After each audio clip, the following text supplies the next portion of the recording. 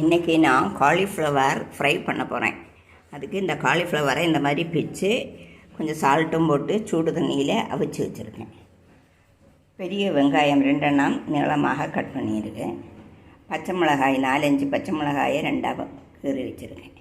கருவேப்பிலை 2 டீஸ்பூன் பெருஞ்சீரகம் 2 வற்றல் மிளகாய். கடாயில் 2 டேபிள் ஸ்பூன் எண்ணெய் ஊற்றிருக்கேன். எண்ணெய் சூடாகிடுச்சு.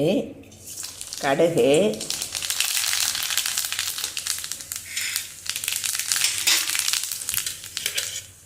கருவேப்பிலை,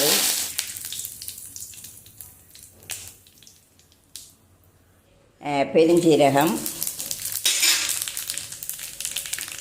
வற்றல் மிளகாய் போட்டு கடுகு பொட்டினதுக்கப்புறம் இந்த பச்சை மிளகாயை அதில் போட்டு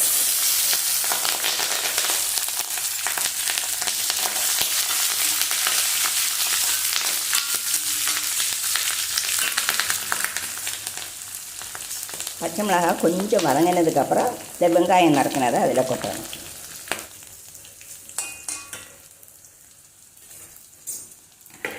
இனி வெங்காயத்தை அதில் கொட்டணும். 1 டீஸ்பூன் சால்ட்டும் போட்டு நல்ல கலரை கொடுத்து மூடி வச்சு வதங்க விடணும்.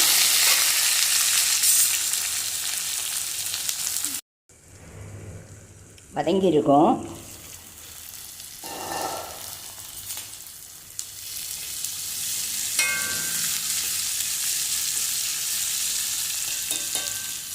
இதில் இந்த சின்ன கிளாஸுக்கு 1/2 கிளாஸு தண்ணி ஊற்றணும்.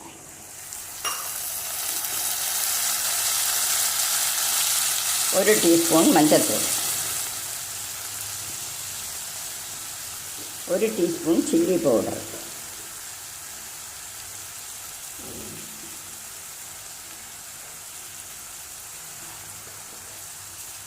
நல்ல கலரை கொடுத்து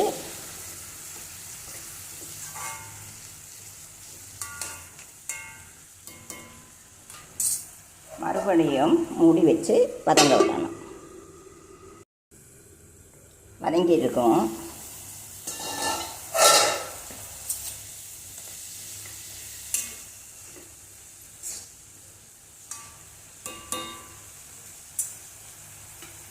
அதுக்கப்புறம் கொஞ்சம் டொமேட்டோ சாஸு ஊற்றணும்.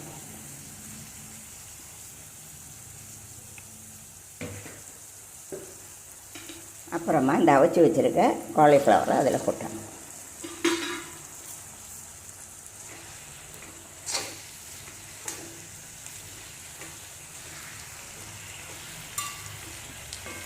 நல்ல கலரை கொடுத்து இந்த அரிசி மாவு ஒரு 2 டேபிள் ஸ்பூன் எடுத்து அதில் தூவி கொடுக்கணும்.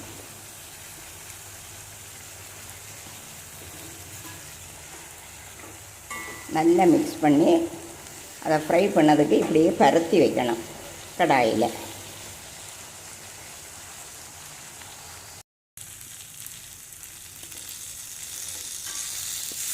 நல்ல கலர் கொடுத்து இதில் 1 டீஸ்பூன் சில்லி ஃப்ளாக்ஸ் அது தூவி கொடுக்கணும்.